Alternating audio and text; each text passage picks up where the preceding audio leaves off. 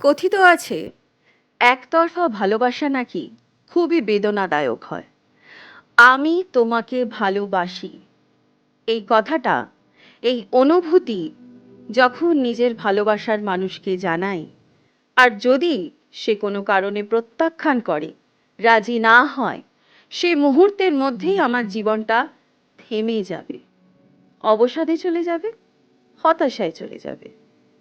তাই কি একটা মানুষ যাকে আমি ভালোবাসি সে প্রত্যাখ্যান করার সাথে সাথে আমার জীবনটা পাল্টে যেতে পারে কি? কখনোই নয়।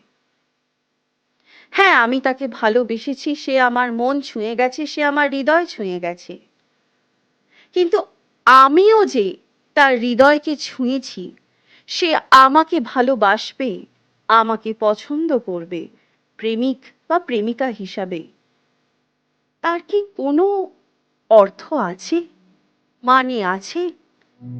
নাইবা হতে পারে তার পছন্দ আমায়, নাইবা সে আমায় ভালোবাসতে পারে, তা বলে আমি আমার অনুভূতিটা তার উপর চাপিয়ে দিতে পারি না। আমার অবসাদের কারণ তাকে হতে দিতে পারি না। ভালোবেসেছি তো, কেন তাকে দোষারোপ করব? বরং উল্টোটাও হতে পারে, সে আমার শক্তি হতে পারে।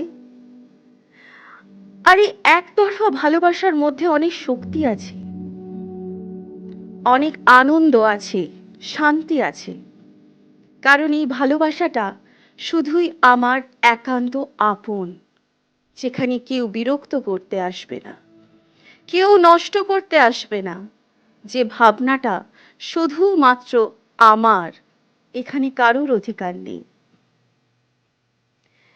প্রত্যেক দিন সূর্য ওঠে, তাই সেই দিনটার পরেও কিন্তু সূর্য উঠছে, উঠবেও।